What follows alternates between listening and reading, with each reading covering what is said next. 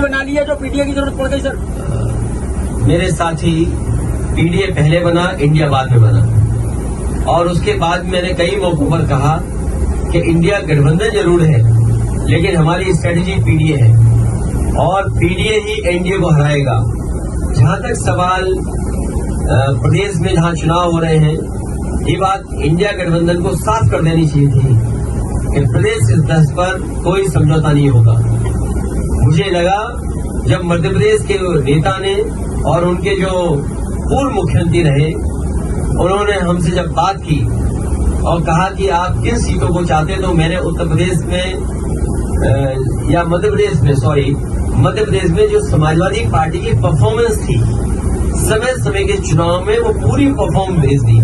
और मैंने उससे कहा कि मध्य प्रदेश में कभी हमारा इस हिस्से से विधायक बन गया, कभी उस हिस्से से विधायक बन गया, और हमारी पार्टी से कई बार कई विधायक बने जो आज दूसरे दल में भी चले गए, कांग्रेस में भी चले गए।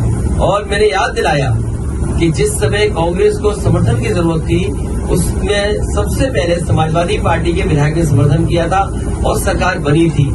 हम बीजेपी के खिलाफ हैं और जिस समय भी कांग्रेस के नेताओं से बात हुई, उस समय मैंने कहा कि हम बीजेपी को हराना चाहते हैं, जो हमसे सहयोग लेना चाहो ले लो।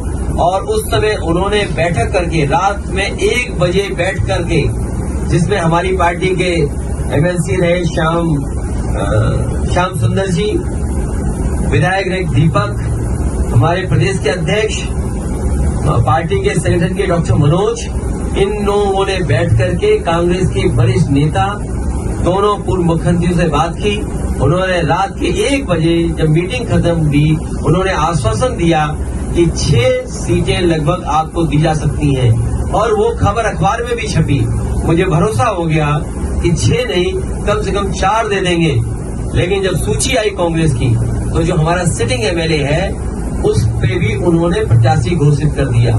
इसलिए मजबूरी में समाजवादियों को अपने जहां मजबूत क्षेत्र है, वहां पर कार्यकर्ताओं की भावना को समझते हुए हमें लड़ाना पड़ रहा है। मैं ये भरोसा दिलाता हूं कि समाजवादी पार्टी उन्हीं सीटों पे लड़ेगी जहां पार्टी का संगठन है, या संगठन उनको कहेगा हम बीजेपी को हराना चाहते हैं, तो उस लक्ष्य में हम लोग आगे बढ़ेंगे।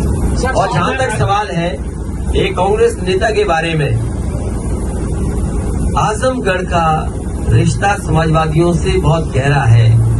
अगर कोई आजमगढ़ पर टिप्पणी करेगा तो वो लोग भी सुनने के लिए तैयार रहे, या फिर सोच समझ करके बोले। अगर अपने बड़े नेताओं से पूछ करके बोल रहे हैं आप, तो बात अलग है। लेकिन अगर आप आजमगढ़ पर कुछ बोलेंगे, जो इमोशन आजमगढ़ से समाजवादियों का है, हो सकता है कांग्रेस का इमोशन रायबरेली और अमेठी में भी वही हो। तो हम लोगों ने कभी टिप्पणी रायबरेली और अमेठी पे नहीं की, इसलिए उनको सावधान रहना चाहिए।